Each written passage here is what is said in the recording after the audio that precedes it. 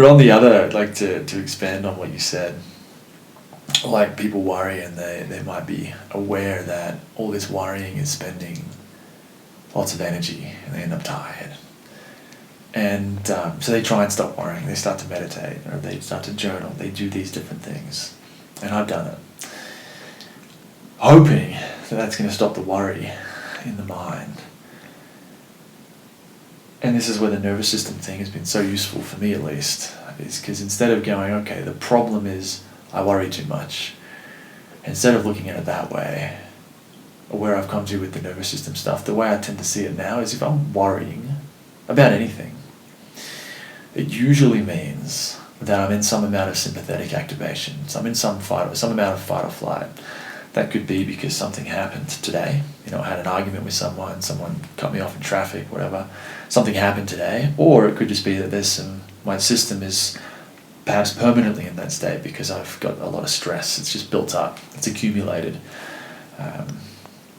And so how I see worry in a lot of ways is, we think about worry about the climate, worry about politics, worry about COVID, worry about money.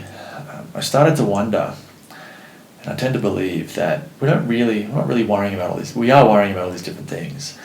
And we might think we have these different issues. Oh, I've got a COVID problem, and I've got a money problem, and I've got a politics problem. I need to move countries, so we get some new politicians, or whatever.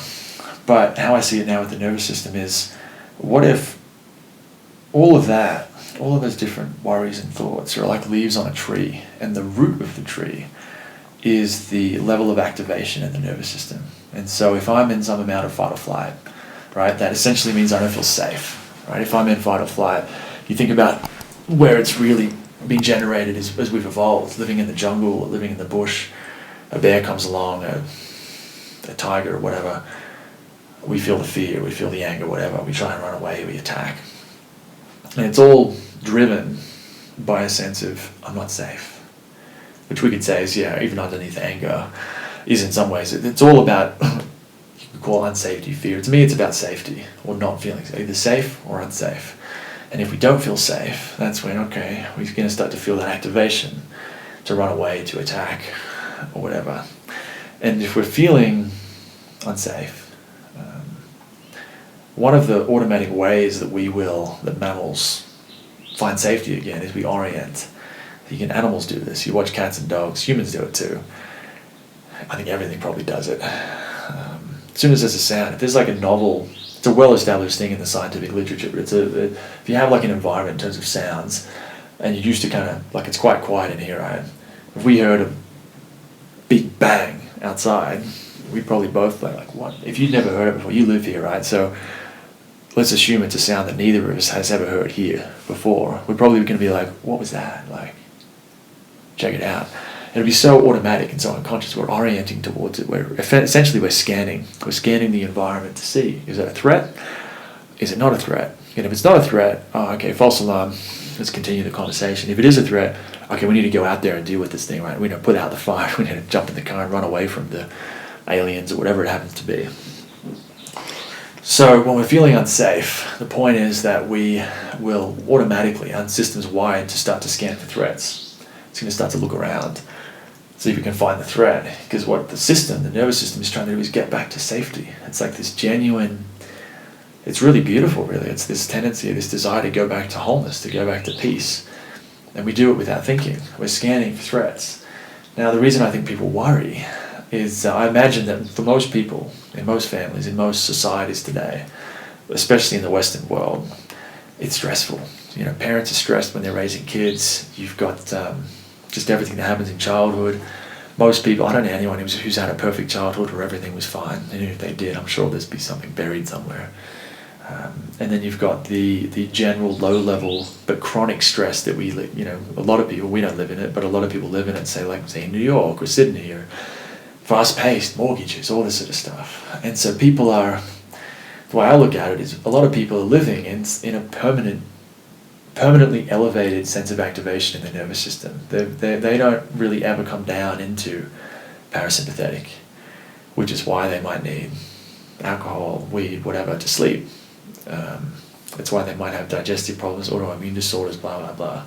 And so the worry, to me, is we scan the environment, we don't even think about it, but we're feeling unsafe, fear, anger, whatever it is, we're feeling unsafe.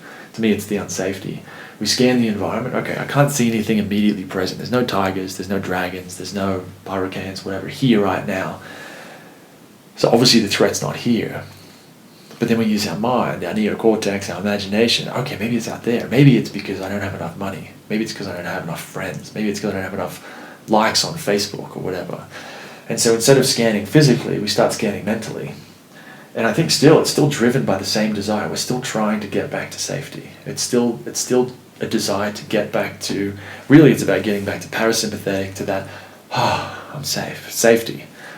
And that to me is a big part of why people worry. And if they knew how to find safety, if they could cultivate safety, if they could, in the nervous system world they call it resourcing.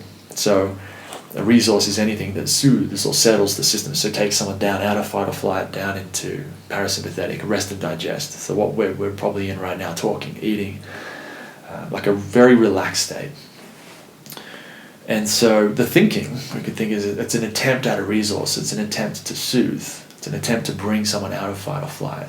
And if you can give someone another way to do that, another tool, different tools, better tools, such as just look around the room that you're in and see if it's safe. That's one of the starting or the most basic tools you learn in the nervous system work, is orienting to the safety in the environment, regardless of what's actually happening in the world.